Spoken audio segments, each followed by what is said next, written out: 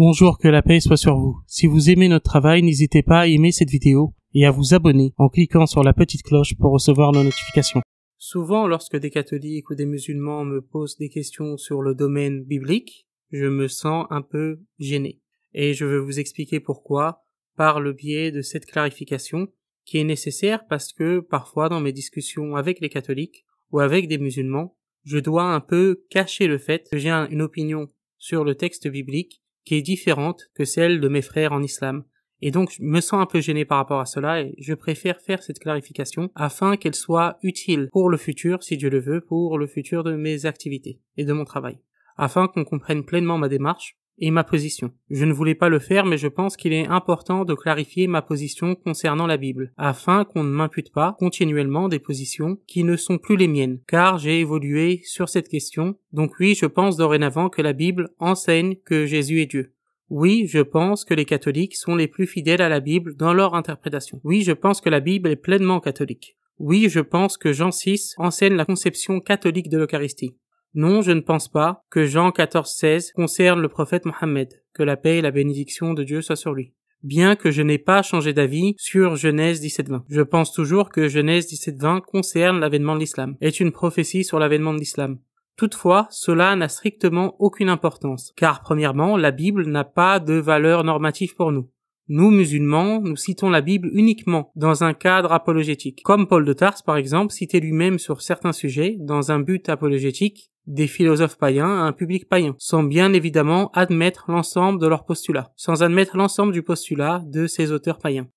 Ensuite, ma critique du catholicisme et du christianisme dans son ensemble porte sur l'ecclésiologie, car sans ecclésiologie solide, il est impossible d'avoir confiance en la Bible. Si le magistère se contredit, vous pouvez me montrer des millions de manuscrits bibliques datant du 1er siècle, je ne pourrai toujours pas être catholique, sachant que le catholicisme est selon moi la branche la plus crédible ecclésiologiquement du christianisme. Troisième raison, le domaine biblique n'est pas ma spécialité. Je suis par conséquent incompétent dans ce domaine.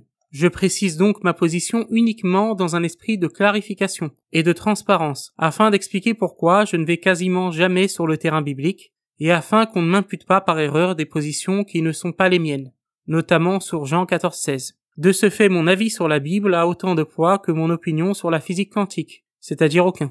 Je continuerai, si Dieu le veut, à relayer l'excellent travail des frères de l'interreligieux, comme le collectif Al-Hanifia et d'autres, qui eux s'inscrivent dans une approche biblique, car ils sont largement plus compétents que moi sur ce sujet, et qu'il est possible qu'en étudiant le domaine, je finisse un jour par les rejoindre dans leurs conclusions. Surtout, je leur dois un énorme respect. Ces frères étaient sur le terrain biblique alors que j'étais encore collégien. Devant ces frères, je me tais. Je le jure par Dieu, ces frères sont largement meilleurs que moi. Que Dieu les bénisse et les récompense grandement. Enfin, un dernier point, aux frères dans l'interreligieux qui s'inscrivent dans une approche biblique. Si un catholique tente d'utiliser contre vous cette vidéo où je clarifie ma position sur la Bible, répondez-lui s'il vous plaît franchement.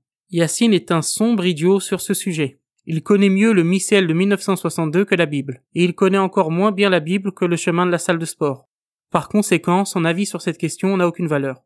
J'ai voulu ici, par le biais de cette vidéo, clarifier ma position, afin de ne pas avoir à le faire dans le futur, afin de le faire une bonne fois pour toutes. Simplement, je ne veux pas que des catholiques m'imputent des opinions qui ne sont pas les miennes, et je veux éviter à mes frères en islam de venir vers moi pour me poser des questions sur le domaine public alors que ce n'est pas du tout mon domaine et que j'ai un avis qui est divergent de l'opinion de la majorité des frères sur l'herméneutique biblique, en sachant que mon opinion n'est pas du tout pertinente puisque ce n'est pas mon domaine. Voilà, c'est la fin de cette vidéo, je vous remercie beaucoup pour votre attention, que Dieu vous bénisse et que Dieu vous garde.